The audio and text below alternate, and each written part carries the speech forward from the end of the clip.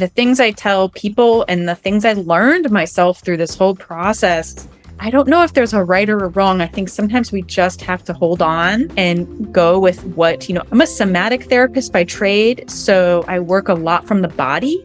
Basically what the fancy word is a fancy word for, we experience our stories with our minds and we can think about them and talk about them. And then our body is also experiencing our stories. And so I specialize in what that looks like when the body is specializing in it. So I listen to a lot to how my body is responding to something and let that teach me if something is a yes or a no. And so I would say that's probably my biggest process around decision making, and just knowing that there's going to be this very human experience that is honestly sometimes quite torturous.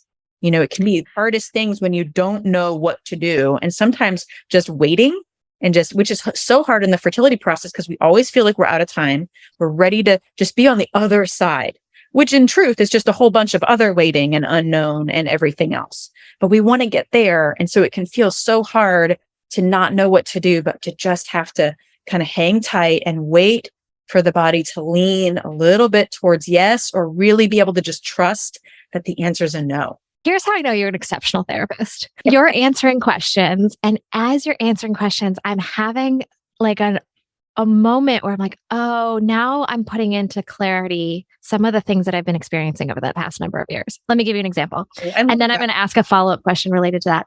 A friend of mine is a somatic therapist. I've done a little bit of work with her just out of curiosity, like 1 or 2 sessions.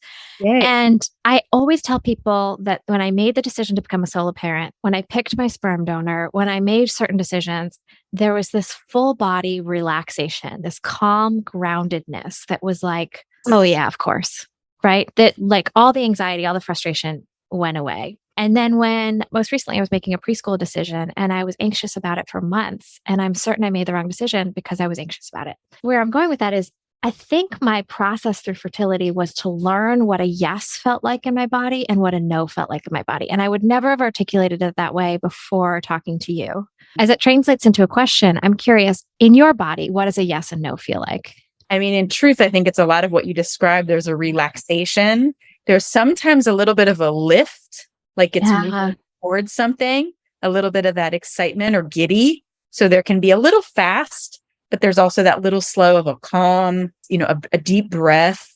I think that describes it. It can kind of depend on what I'm trying to, because sometimes we have to say yes to very hard decisions. That was where I was going next, is how do you teach clients to learn what their yes and no feels like? I mean, really, just like I'm talking right now, I give a lot of examples, and I think experiential is the best way to do it.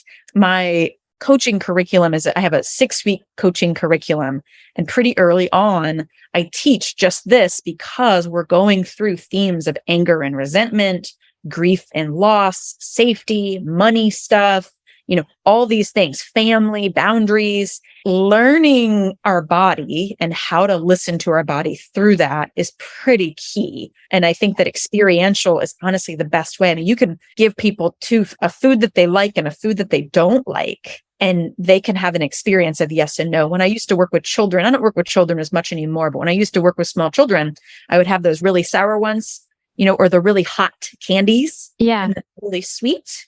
And so I'd let them try both. And then we'd take a minute, and then we would go to kind of this, slide that over. You don't know which one you're going to get.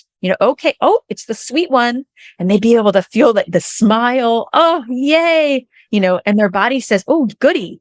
Or I open my hand and it's that sour or that hot one. Oh, they kind of wince, they tense up, they pull them back.